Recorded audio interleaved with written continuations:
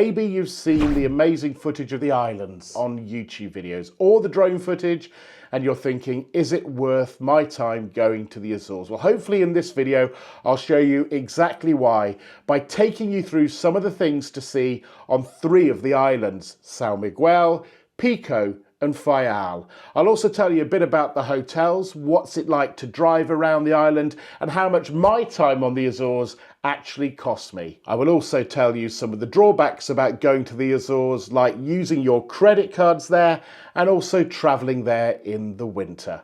Enough of all that though, I think it's time to get going. I think it's about time we got underway ourselves. So what and where are the Azores? The Azores are a group of 9 volcanic islands. They're halfway between the Americas and Europe in the middle of the Atlantic, and they're in a temperate area, which means they're very green. It's neither too hot nor too cold, and it rains quite a lot. The Azores were first settled, we now believe, in around 700 AD, with the Portuguese coming across in the 1400s. In the early days when the Portuguese were there, the economy was based on 3 things: farming, fishing, and whaling. Now that has changed somewhat. It's still farming and fishing, but by far the largest part of the economy across the islands is now based around tourism. The other thing to know is that the islands themselves are an autonomous region within Portugal. The next question to answer is, how do you get to the Azores? Well, first of all, most of you will get there by flying, and principally if you're coming from North America, that will be from Toronto Pearson Airport or JFK at New York or Boston Logan. If you're coming from Europe, most likely you're going to come through Portugal and then fly on there, either from Porto or from Lisbon. Now you can fly from those 2 airports with TAP, the Portuguese flag carrier, but I chose to fly with Sete Azores Airways. I found them really very good. The staff were very friendly. We even got a free meal, both going out and coming back. The flight times from Lisbon were about 2 hours 15 going out there and about 2 hours 35 on the return. And one of the things you do get as part of that flight are some amazing views either flying out of or into the Azores. I will return to talk about Sete Airways a little bit later in the video because they also have a fleet of aircraft that serve flights between the 9 islands. I won't forget, and thank you. How about getting around the islands? Well, I used rental cars and I found them very cheap. £213 for 9 days. As for the roads, they're pretty good. You just have to watch out for a lot of wet weather. Oh, and the cows. There are lots and lots of cows on the Azores, and you might find yourself coming around a blind bend and there they are, a herd crossing the road. The only other thing as well is sometimes the roads are quite narrow, particularly in Ponta Delgada, the main town on the Azores. I stayed, as we'll see a bit later on, in a hotel in the centre, and the roads around there and around the historic part are very tight. And I had one of those cars, you know, when you're driving along and it has the beepers, the modern cars, it was singing to me for most of my drive around. If I could have turned them off, I would have, because the roads were that tight. I can hear them sometimes and they can hear me. There is one thing, though, I should mention about car rentals on the Azores, which is the same these days for car rentals wherever you go. You get one of those deposits, don't you? Put on your card. Don't put it on your debit card, because I had a problem here. I did that for one of my car rentals, and that deposit, by mistake, came off my card. That's quite a lot of money if you haven't got a lot in your current account to come off your card. So use your credit cards or just be aware of it. I'm taking my money! As for journey times around the islands, they're not the biggest. It is quite easy and quick to get around, but I would still recommend planning your journey, looking at how long it will take you. Because, for example, as we'll find out, if you go to São Miguel, I think you need 4 days at least probably to try and see the best of the island. And even then, you're probably rushing it. As I take you through my thoughts on the Azores, I'd also like to know yours. Have you been to the islands? What were your favourite places to go?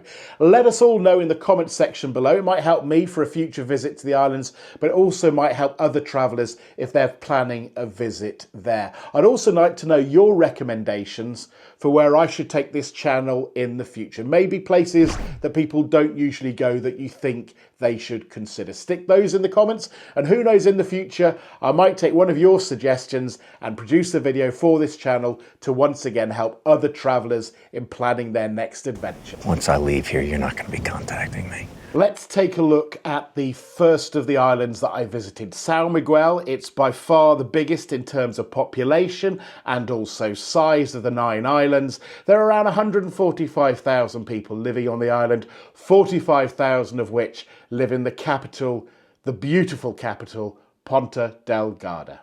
I split my time on the island into 5 separate days. I think you need at least 4 to try and get the best of the island, and even then you're just skimming the surface, but that would be what I would recommend. A couple of days won't be enough. Let me take you through the 10 best things that I saw in São Miguel. There will be others that I didn't see. These are the things that I actually got to see during my time on the island. In number 10, it would be driving around the east coast of the island. Very low in population, very green, and some amazing views out across the Atlantic back towards Portugal and mainland Europe. Oh, and there's also a lighthouse right down the bottom of a very steep cliff. The walk down was wonderful, but as you can see, the walk up was a little bit hard work, but it was worth it. In 9th place, I've gone for the pineapple plantation. Yes, a pineapple plantation just on the outskirts of Ponta Delgada. Probably worth around an hour of your time, but you've got a great chance to walk around and see the pineapples in their various stages of growth. Oh, and it's free to get into. In 8th place, I've gone for tea. Yes, there are tea plantations, who would know, on the Azores. You'd think Sri Lanka, yes, tea plantations. You'd think India, tea plantations. The Azores? Well, it's true. There are tea plantations, and it's up on the north part of the island, the one that I went to, and I had a great time. Not long there, maybe a half an hour to an hour. There are some nice walks around there, so you can spend a bit longer, but it's certainly worth a visit. Oh, and even me, who doesn't like tea, had a taste. And yet again, it was free. What's not to like? In 7th place, the hot springs at Calderas. They look spectacular, but in truth, it's little more than a stop off if you're driving around that part of the island. In 6th place, this unique church overlooking the south of the island. It's interesting in itself, but when you get to the top, turn around, look back, and you get great views of Villafranca as well.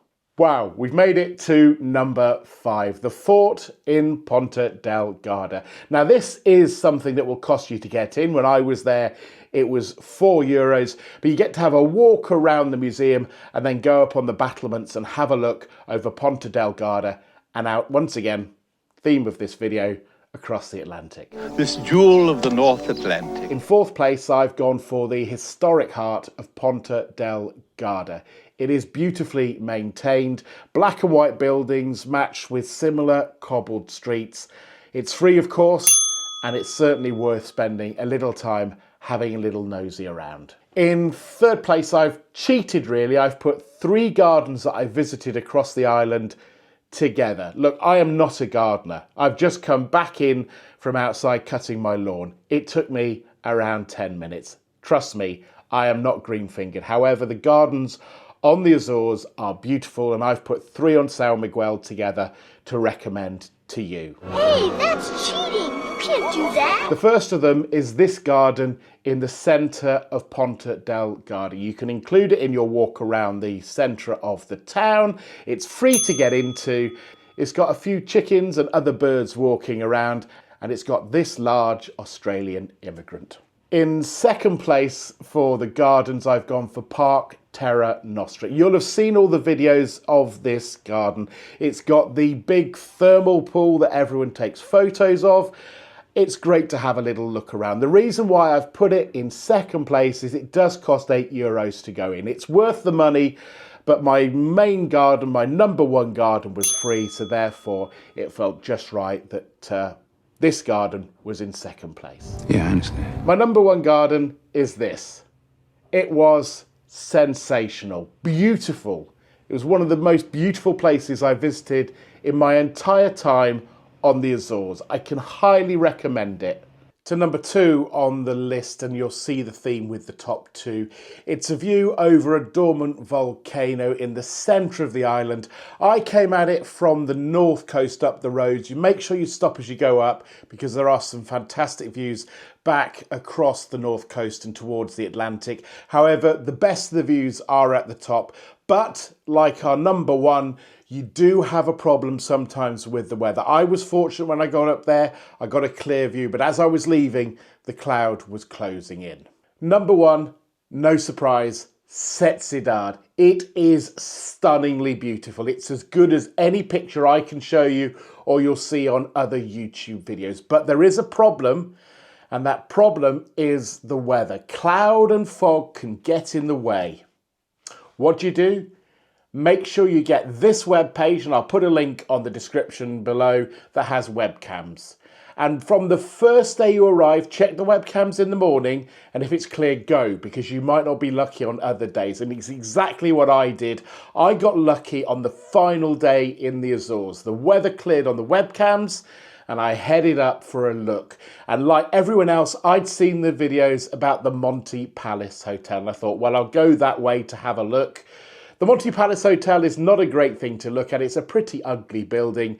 But if you're happy to go past signs that say do not enter, and even I was, which surprised me, it's fun to have a look around. It reminds you a little bit of Call of Duty or The Walking Dead.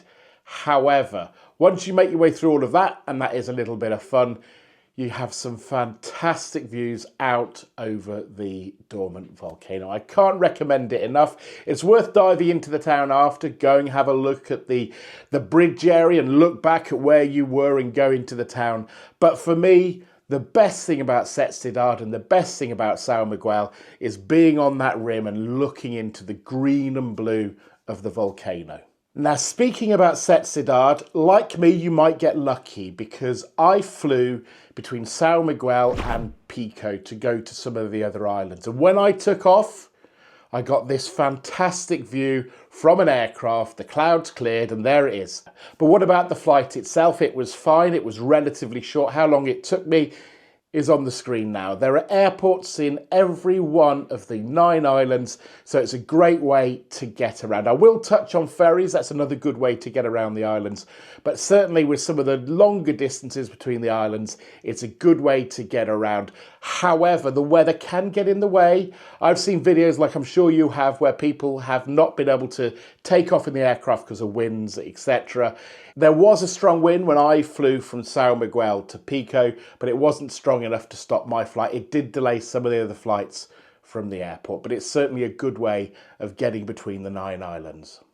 If this video is proving helpful to you in planning a similar trip to the Azores, or maybe you're just enjoying it, I'd appreciate it if you'd hit the like button. It will help me grow the channel and help other travellers as they plan their own adventures. Where'd you learn to hit like that?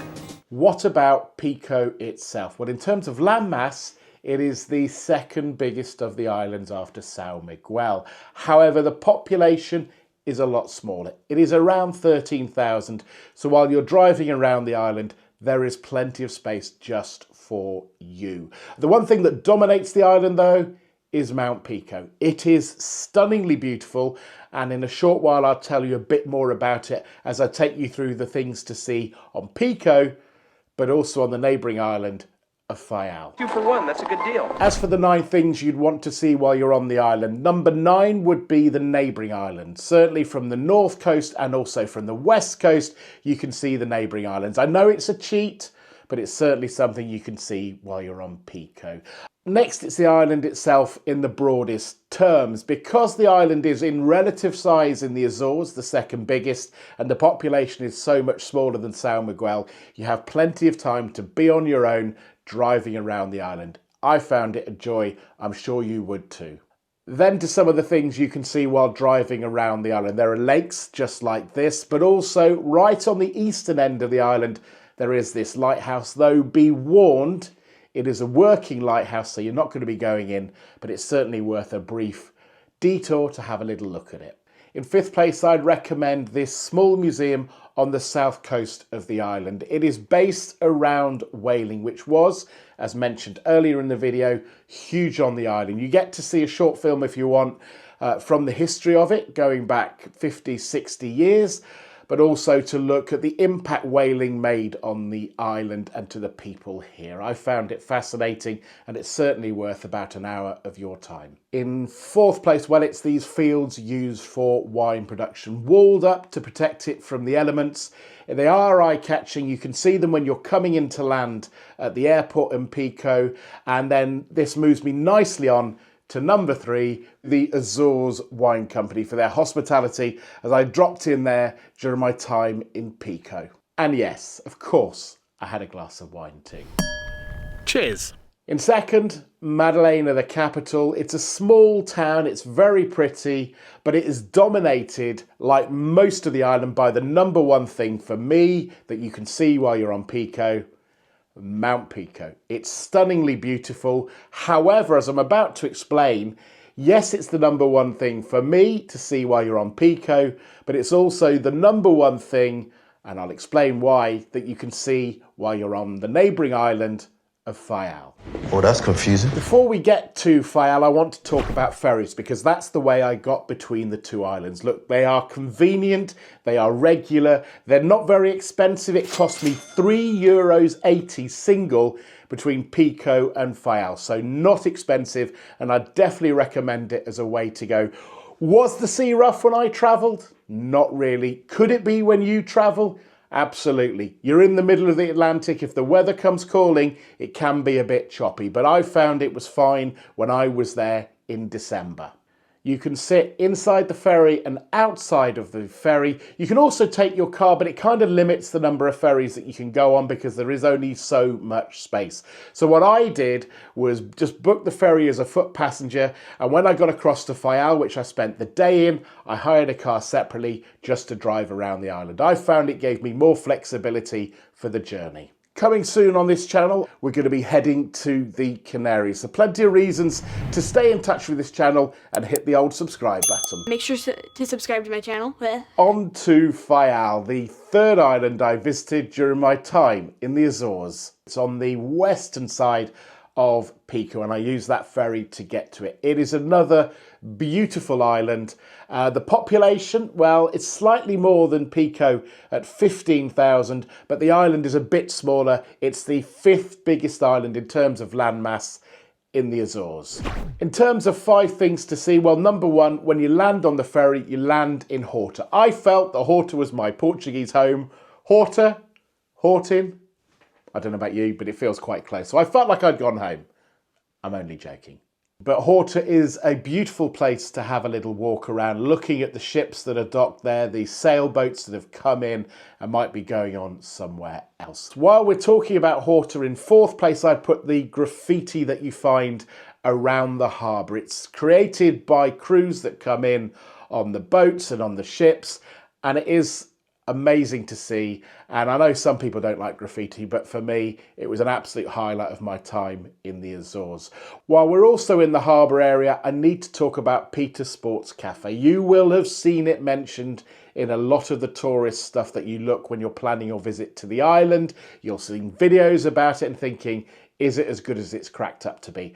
I had a late lunch there after driving around Faial, and I thought it was charming. The food was great. It was a lovely, relaxed atmosphere. And if you're going there for just one day, it's certainly a place that I would recommend stopping off and having some lunch. Right, let's get on to number 2 on my list, and it's probably number 1 on a lot of people's lists. It's over on the west coast of Faial, and it's very well known because it's where a volcano erupted several decades ago and created a new part of land. If you go out there, you can see the lighthouse that was there and how that has been affected by the eruption. There is also an interpretation centre. It felt like a Bond villain's cave for me when I went into it. Never mind, James Bond. But it was well worth the money to go and have a look around, sit in the little cinema, which is sort of 4D, if that's the right thing, because there is also heat and wind when you're in there as well, and it really brings alive what would have happened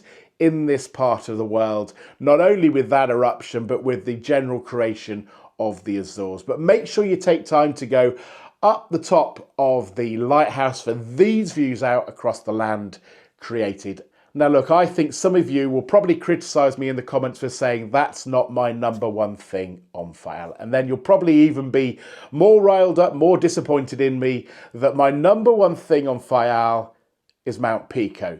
I know it sounds a little counterintuitive to say that something that's not on Faial is the number one, but trust me, when you're on the eastern side of Faial, Mount Pico just looms up. What are you trying to convince me of exactly? Any shot you see of Mount Pico doesn't do it justice. A couple of times when I talked to locals in Hortin and I talked about Pico, they would pull out their phone, and this happened more than once, and show me some pictures of a sunrise or an amazing view of Pico. So yes, look, Faial is fantastic in itself, but make sure you take in Mount Pico. In fact, you can't miss Mount Pico. It is stunning. You may be right. Okay, now what about where to stay on the island? I can only talk about 2 hotels because they're the 2 that I stayed in. Let's start in São Miguel. This is the hotel that I stayed in. It's right in the centre of Ponta Delgada. There's very little parking at the hotel. However, within about 5 minutes walk, you can find this free parking. The hotel was perfect if you want to spend some time in Ponta Delgada. It wasn't that expensive. I went there in December. This is the price that I paid when I was in the hotel. However, what I would say is if I was planning a future trip to São Miguel, I would only stay at this hotel for part of my time on the island. I would look to stay outside of Ponta Delgada to enjoy the countryside once I'd spent a bit of time in the main town to have a look around. And that would be my recommendation to you. Spend some time in Ponta Delgada and then look to maybe move somewhere outside of the main town, like I said, to enjoy having a bit of a look around. Sounds like a plan. The other hotel I stayed at was in Pico in Madalena. It's right next to the ferry port, very convenient. I would say maybe 5 minutes walk from the ferry port. It's also only a couple of minutes walk, probably a bit less, into the main part of this small town. I found it perfect. My view, as you can see, wasn't the best. However, you can get great views of Faial. There's also a swimming pool there. And here is what it cost me when I stayed there in December. Clearly, when it's in season, it would be more. But in terms of location, it was just perfect. Absolutely perfect. This is the stage where I have to get to a negative. Cards. Credit cards, debit cards. Coming from the UK, it was an issue using them in some places. They wouldn't accept them. They would accept local cards, but they wouldn't accept them from some places overseas. I asked about this, and what I was told is that the Portuguese banks put charges on these cards that made it not economic sense to use them. So, for the first time, I would recommend on my trips that you take a little bit of cash when you're travelling around. I've been to the Canaries, I've been to Cyprus, I've been to many other places across Europe, and generally I get away with using Apple Pay on my phone or my credit card or debit card. But in the case of the Azores, I would certainly say make sure you take a bit of cash because you might find the place that you go to doesn't accept overseas cards. Now, of course, this might have changed. This might be different now. This was my experience in December 2023. I have some thoughts that might help you. As we're talking about money, it's only right that I tell you exactly what this trip cost me. Remind you, I travelled out of season, so it will be cheaper. December 2023 was the time that I travelled. These costs include flights from the UK to the Azores, so there are 4 of those, 2 taking me out via Portugal, 2 taking me back via Lisbon once again. There's also the flights from São Miguel across to Pico, Pico back. All of the hotel costs are in here, also the rental car costs, the ferry costs, and I've estimated I probably spent about 25 to 30 euros on food while I was out there. I ate out in the evenings, tended to have something from a supermarket in the day, and all of the hotel stays included a breakfast. So this is the figure that it cost me. I don't feel that is too much. It feels like a decent amount to pay for visiting the islands, but there is a but. I do need to talk about negatives from my time in the Azores. There aren't many, but I do need to take you through them. Number one, because I went off season, I'm there in December, it rains more. It's not a secret. If you look through the details about the island, if you watch videos, if you do your research, it rains. No surprise, no complaints, just flagging it up for you if you're planning a visit at a similar time of year. Clearly, the blooms are not as good as they would be in spring and summer. They're still there and you still can see them, but it's not quite as beautiful as some of the pictures you see from spring and summer in the Azores. My final comment, once again linked to the time of year I went, you don't have a chance really to go out and look at the whales and those sorts of things out at sea. It's just not there. I did inquire of one company and they were on holiday when I was there in December. I still would say visiting the Azores in December out of season, particularly bearing in mind the cost, is worth it. But just be aware, there are a couple of things that are different going at that time of year to going in the summer and spring. I dislike winter very much. Congratulations, you've made it almost to the end of the video. I just need to give you my thoughts on my time in the Azores and whether you should go. So look, if you're looking for just a chill out on a beach, it's probably not the place for you to go. There are beaches, there is that opportunity, but for me, it's not that type of place. It's just stunningly beautiful. And I think genuinely, if you're looking for somewhere a bit different, it's a great alternative to Madeira, to the Canaries, to Malta, to Cyprus. I've been to all of those places and they're great in their own way, but I would say the Azores is just a little bit different. And I would 100% say that it should be somewhere that you have on your bucket list. If you'd like to see more videos, by the way, of my time on the Azores, much more detail, a link to a playlist is on the screen now.